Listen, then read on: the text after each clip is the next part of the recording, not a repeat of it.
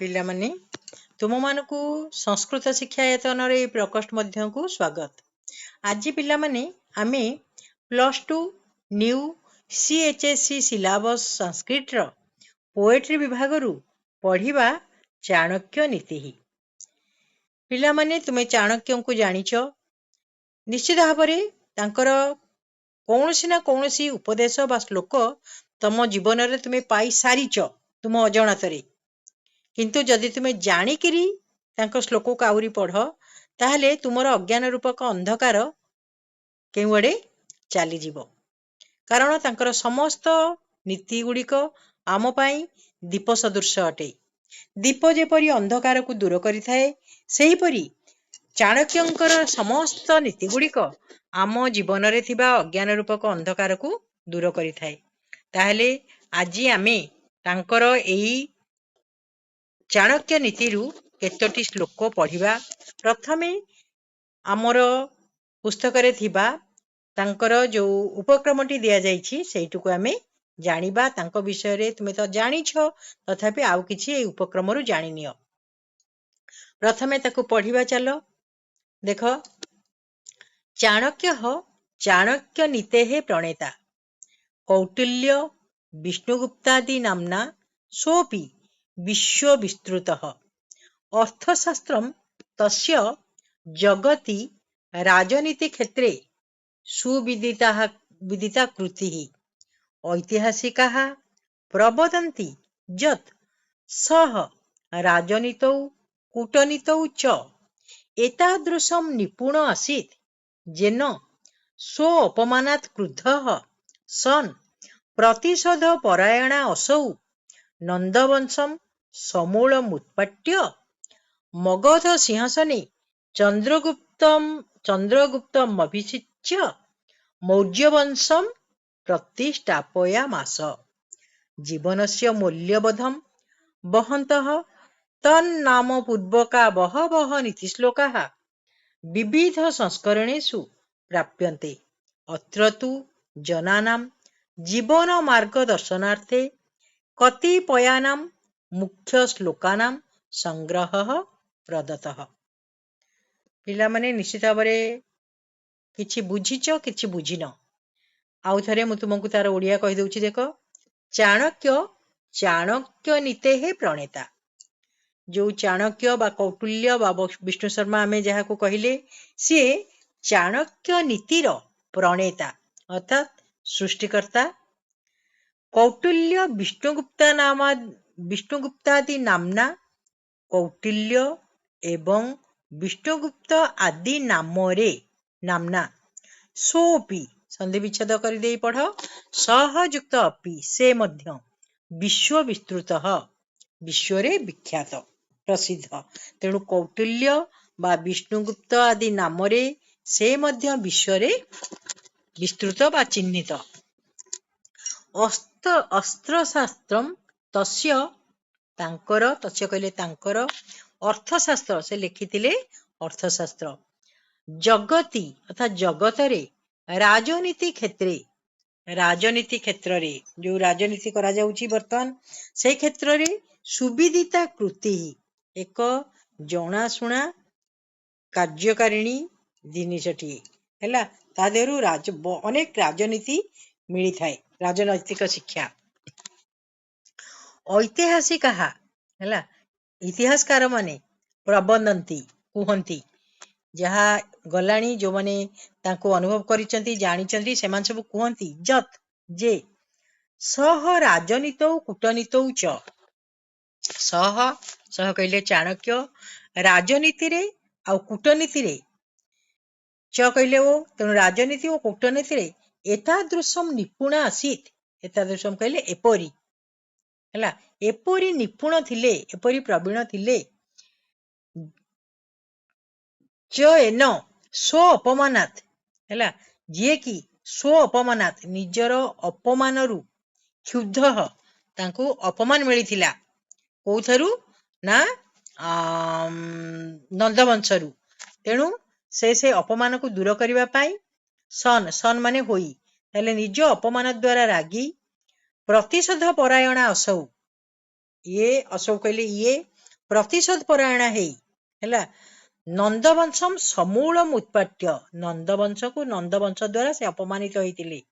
ତେଣୁ ନନ୍ଦବଂଶକୁ ସମୂଳମ୍ ଉତ୍ପାଟ୍ୟ, ମୂଳରୁ ଉତ୍ପାଟ୍ୟ ଅର୍ଥାତ୍ ଉତ୍ପାଟନ କରି ହେଲା ମୂଳରୁ ଉତ୍ପାଟନ କରି ମାନେ ନଷ୍ଟ କରିଦେଇ ପୁରା ଚିହ୍ନ ବର୍ଣ୍ଣ ବିଲୁପ୍ତ କରିଦେଇ ମଗଧ ସିଂହାସନେ, ମଗଧ ରାଜସିଂହାସନରେ ଚନ୍ଦ୍ରଗୁପ୍ତମ୍ ଅଭିଷିଚ୍ୟ, ଚନ୍ଦ୍ରଗୁପ୍ତଙ୍କୁ ଅଭିଷିଚ୍ୟ ମାନେ ଅଭିଷେକ କରି ମୌର୍ଯ୍ୟ ବଂଶମ୍ ପ୍ରତିଷ୍ଠାପୟାମାସ, ମୌର୍ଯ୍ୟ ବଂଶକୁ ପ୍ରତିଷ୍ଠିତ କରିଥିଲେ।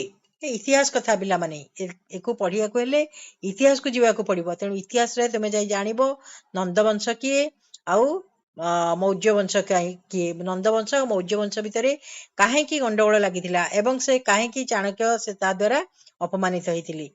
ତାପରେ ଦେଖ ଜୀବନସ୍ୟ ମୂଲ୍ୟବୋଧମ ବହନ୍ତଃ, ଜୀବନର ମୂଲ୍ୟବୋଧକୁ ବୁହାଇ ମାନେ ବହୁଥିବା ଅବସ୍ଥାରେ ଜୀବନର ମୂଲ୍ୟବୋଧକୁ ଜାଣୁଥିବା ଅବସ୍ଥାରେ ତତ୍ ନାମ ପୂର୍ବକା ତାଙ୍କ ନାମର ଅନୁସାରେ ବହବହ ନୀତି ଶ୍ଲୋକ ହେଲା ବହୁତ ଗୁଡିଏ ନୀତି ଶ୍ଲୋକ ବିବିଧ ସଂସ୍କରଣେଷୁ ପ୍ରାପ୍ୟତେ ହେଲା ଅନେକ ସଂସ୍କରଣରେ, ଅନେକ ପୁସ୍ତକରେ, ଅନେକ ବହିରେ ତମେ ପାଇପାରିବ।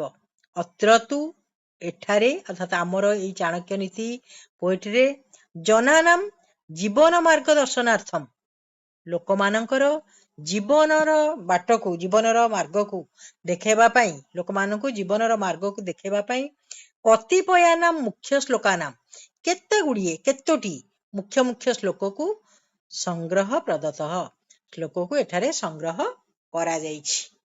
ହେଲା ପିଲାମାନେ, ନିଶ୍ଚିତ ଭାବରେ କିଛି ତୁମେ ଜାଣିପାରିଥିବ ଏଇ ଉପକ୍ରମରୁ କଣ ପାଇଁ ସେ ନୀତି ଶ୍ଲୋକ ଲେଖିଥିଲେ ଆଉ ଚନ୍ଦ୍ରଗୁପ୍ତ ମୌର୍ଯ୍ୟଙ୍କୁ କିପରି ସେ ମୌର୍ଯ୍ୟ ବଂଶରେ ପ୍ରତିଷ୍ଠିତ କରିପାରିଥିଲେ ତାହା ସେଇ ଅର୍ଥଶାସ୍ତ୍ର ପଢିଲେ ଆମେ ଜାଣିପାରିବା। ଏବେ ଆମର ପ୍ରଥମ ଶ୍ଲୋକଟି ଅଛି କଣ ଆମେ ଦେଖିବା ଏବଂ ସେଥିମଧ୍ୟରେ ଥିବା ମଧ୍ୟ ବିଭକ୍ତି ଆଉ ସମାସ ଏଗୁଡିକ ମଧ୍ୟ ଜାଣିନେବା, ସନ୍ଧି ବିଚ୍ଛେଦ, କାରଣ ଏଗୁଡିକ ଆମର ପ୍ରଶ୍ନରେ ପଡିବ। ତାହେଲେ ଦେଖ ପ୍ରଥମେ ଶ୍ଲୋକଟିକୁ ପାଠ କର। ଶୈଳେ ଶୈଳେ ନ ମାଣିକ୍ୟମ୍ ମୌକ୍ତିକମ୍ ନ ଗଜେ ଗଜେ ସାଧବ ନ ହିଁ ସର୍ବତ୍ର ଚନ୍ଦନମ୍ ନ ବନେ ବନେ।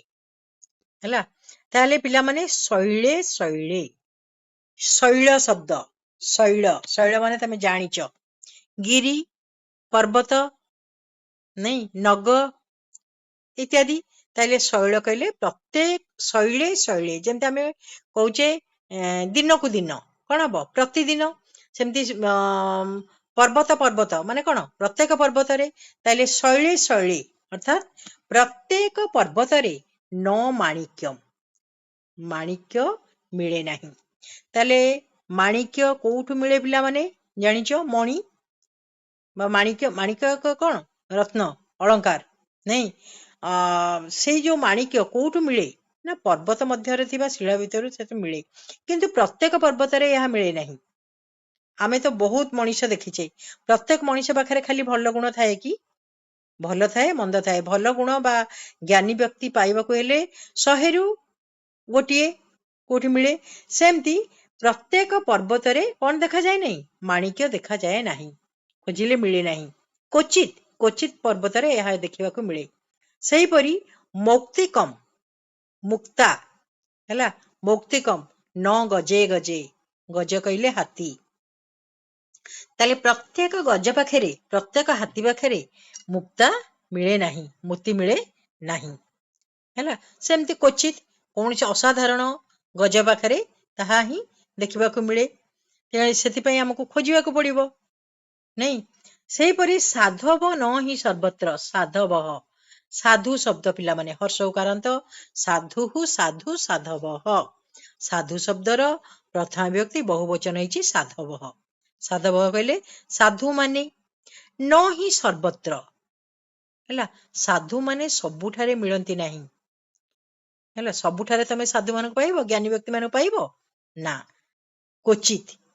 ତମେ ତ ବହୁତ ଅନେକ ବ୍ୟକ୍ତିଙ୍କୁ ଦେଖୁଛ, ସାଧୁ ମାନଙ୍କୁ ସବୁଠାରେ ପାଇପାରିବ ନାହିଁ। ସେହିପରି ଚନ୍ଦନମ୍ ନ ବନେ ବନେ। ଚନ୍ଦନ, ଚନ୍ଦନ ବୃକ୍ଷ। ପିଲାମାନେ, ଚନ୍ଦନ ବୃକ୍ଷରେ ମଳୟ ପବନ ବାଜିଲେ ହିଁ ତାହା ଚନ୍ଦନରେ ପରିଣତ ହୁଏ। ଯାହା ହଉ, ସେଇ ଚନ୍ଦନ ବୃକ୍ଷକୁ ସବୁ ବଣରେ କଣ ତମେ ପାଇଯିବ? ବନେ ବନେ ଅର୍ଥାତ୍ ପ୍ରତ୍ୟେକ ବଣରେ କଣ ଚନ୍ଦନ ବୃକ୍ଷ ଦେଖିବାକୁ ମିଳେ? ନାହିଁ ନା। ତାହେଲେ ଏଥିରୁ ଆମେ ଦେଖ କେମିତି ବୁଝିବା ନା, ଶୈଳେ ଶଳେ, ଶୈଳେ ଅର୍ଥାତ୍ ସ୍ଥାନାଧିକରଣେ ସପ୍ତମୀ ହେଲା। ପ୍ରତ୍ୟେକ ପର୍ବତରେ ନ ମାଣିକ୍ୟମ୍, ମାଣିକ୍ୟ ଦେଖାଯାଏ ନାହିଁ। ସେହିପରି ମୌକ୍ତିକମ୍ ନ ଗଜେ ଗଜେ, ଗଜେ ଗଜେ ଅଧିକରଣେ ସପ୍ତମୀ। ମୁକ୍ତା ପ୍ରତ୍ୟେକ ଗଜଠାରେ ବା ପ୍ରତ୍ୟେକ ହାତୀଠାରେ ଦେଖାଯାଏ ନାହିଁ। ନ ହିଁ ସର୍ବତ୍ର ସାଧବଃ ହେଲା, ସାଧୁ ବ୍ୟକ୍ତିମାନେ ନ ସର୍ବତ୍ର ସବୁଠାରେ ଦେଖାଯାଆନ୍ତି ନାହିଁ। କ୍ୱଚିତ ଦେଖାଯାଆନ୍ତି, ସବୁଠାରେ ସାଧୁ ମିଳନ୍ତି ନାହିଁ। ଚନ୍ଦନମ୍ ନ ବନେ ବନେ ଅର୍ଥାତ୍ ଚନ୍ଦନ ଯୋଉ ବୃକ୍ଷ, ଚନ୍ଦନ ବୃକ୍ଷ ପ୍ରତ୍ୟେକ ବଣରେ ନଥାଏ ହେଲା। ତାହେଲେ ପିଲାମାନେ, ତୁମେ ଶ୍ଲୋକଟିକୁ ଜାଣିଲ, ତାକୁ କିପରି ତୁମେ ବର୍ଣ୍ଣନା କରି ଲେଖିବ ସେଇଟା ତୁମ ଉପରେ ନିର୍ଭର କରେ। ଯିଏ ଯେତେ ସୁନ୍ଦର ଭାବରେ ଲେଖିପାରିବ ସେ ସେପରି ମାର୍କ ମଧ୍ୟ ପାଇବ। ଏଠି ଦେଖ, ସାଧବ ନ, ସାଧବଃ ଯୁକ୍ତ ନ ହେଲା। ଆଉ କିଛି ଏଠି ସନ୍ଧି ନାହିଁ। ଆମେ ବିଭକ୍ତି ନିର୍ଣ୍ଣୟ କଲେ ଶୈଳେ ଶୈଳେ ଅଧିକରଣେ ସପ୍ତମୀ, ଗଜେ ଗଜେ ଅଧିକରଣେ ସପ୍ତମୀ, ସେହିପରି ବନେ ବନେ ଅଧିକରଣ ସପ୍ତମୀ ହେଲା। ଏଗୁଡିକ ସବୁ ଅଧିକରଣ ସପ୍ତମୀ। ସାଧବଃ କର୍ତ୍ତରୀ ପ୍ରଥମା, ଚନ୍ଦନମ୍ କର୍ମଣି ଦ୍ୱିତୀୟା, ମୌକ୍ତିକମ୍ କର୍ମଣି ଦ୍ୱିତୀୟା, ମାଣିକ୍ୟମ୍ କର୍ମଣି ଦ୍ୱିତୀୟା। ଏହିପରି ତୁମେ ତାର ବିଭକ୍ତି ନିର୍ଣ୍ଣୟ ଆଦି କରିବ। ତାହେଲେ ପିଲାମାନେ, ମୁଁ ଯଦି ଆଉ ଗୋଟିଏ ଶ୍ଲୋକ ଆମେ ପଢେଇବା ତାହେଲେ ନିଶ୍ଚିତ ଭାବରେ ଆହୁରି ଅଧିକ ଟିକେ ସମୟ ଲାଗିବ, ଯାହାକି ତୁମକୁ ପଢିବାକୁ ଆଗ୍ରହ ଲାଗିବ ନାହିଁ, ତୁମେ ଛାଡି ଚାଲିଯିବ। ତେଣୁ ବରଂ ଗୋଟିଏ ଶ୍ଲୋକ ପଢ, ଆର ପିରିୟଡରେ ଦୁଇଟି ଶ୍ଲୋକ ତୁମମାନଙ୍କୁ ବୁଝେଇବି। ଆଜି ଆମେ ଏଇଠି ରହିବା ପିଲାମାନେ। ସମସ୍ତଙ୍କୁ ଧନ୍ୟବାଦ। ପଢି ସାରିବା ପରେ ଯଦି ତୁମର କୋଉଠି କିଛି ସନ୍ଦେହ ରହେ ତାହେଲେ ମୋତେ ପଚାରି ପାରିବ। ଆଜି ପାଇଁ ତାହେଲେ ଏଇଠି ରହିବା ପିଲାମାନେ।